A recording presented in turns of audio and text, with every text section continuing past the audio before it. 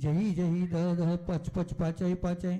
ओम नमो रम झम झीम श्रीम हम स ज वह व पह छाम छीम छूम छे छो छम छ श्रीं ह्रां ह्रीं ह्रूं ह्रें ह्रूं रम रः द्रां द्रीं द्रावे द्रावे।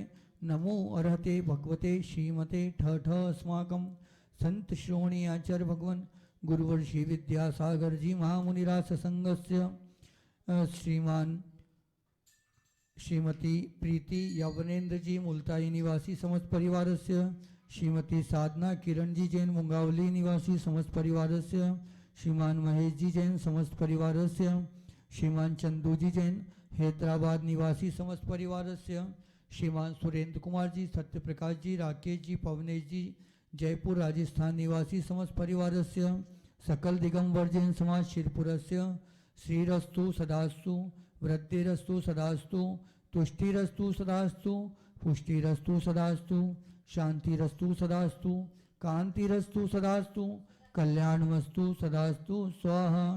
समस्त शांति धारा कर्ता परिवारस्य कार्य सिद्ध्यर्थ सर्वविघ्न निवारणार्थ श्रीमद् भगवत हरत सर्वज्ञ परमेष्टि परम पवित्राय नमो नमः। समस्त शांति धारा कर्ता परिवारस्य श्री शांति भट्टारक पादपद प्रसादात सद्धर्म शिवलायु आरोग्येश्वर विवृद्धिरस्तु सद्धर्म शिष्य पर शिष्य वर्ग प्रसिद्धंतु ओम श्री विश्वादय श्री वर्धमान पर्यंतश्च चतुर्विंशति अरहंतो भगवंतः सर्वज्ञः परम मंगल नाम देह। समस्त शांति धारा करता परिवारस्य प्रत्येक व्यक्ति के पास अपने किए हुए कृत्य का औचित्य सदैव सामने मंडराता रहता है और वह यह सोचता है कि मैं जो कुछ कर रहा हूँ वो सब उचित है। यही कारण है कि किसी को छोटा मान लेना, खोटा मान लेना अपने आप में गलत होता है। मणिशंकर अय्यर ने यह कहा था कि नरेंद्र मोदी पीएमओ के सामने चाय की दुकान तो खोल सकते हैं पर प्रधानमंत्री नहीं बन सकते हैं। लेकिन नरेंद्र मोदी प्रधानमंत्री बन गए और उन्होंने पीएमओ के सामने चाय की दुकान नहीं खोली, अपितु पीएमओ के भीतर बैठकर के सर्वोच्च अधिकारी बन गया। मणिशंकर अय्यर जो अपने मंत्री थे उस जमाने के, वो बाहर रह गए। जब हम किसी को धार्मिक स्थान पर अपने पैसे के मद में, अपनी प्रभुता के मद में, अपने शरीर के मद में नीचा दिखाते हैं तो यह बात तय कर लेना कि अपने मद के द्वारा दिखाई हुआ धर्म के स्थान पर किसी को भी नीचा दिखाया जाता है तो वह स्वयं में ही नीच होता है, क्योंकि वह धर्म को नीचे दिखा रहा है। बिना धर्मात्मा के कभी धर्म नहीं होता है। कभी कभी व्यक्ति अपने स्वार्थ में, अपने मद में, क्योंकि सबसे बड़े अंतरंग शत्रु तो लालसाएं हैं और लालसा के साथ उसका घमंड है, तो अपने मद में, अहंकार में आकर के, स्वार्थ और अहंकार में आकर के व्यक्ति किसी को भी नीच बोलने लगता है, किसी को भी नीच वृत्ति वाला बोलने लगता है, किसी सत्य को कथन करने वाले को महाझूठ कहने लगता है। यह उसका स्वयं का सोच होता है।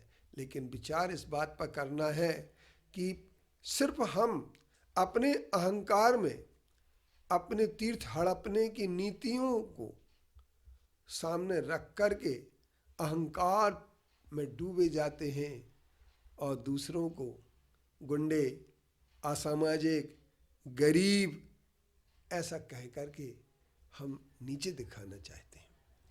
आज हमारे और आपके सामने सिर्फ यही बात है।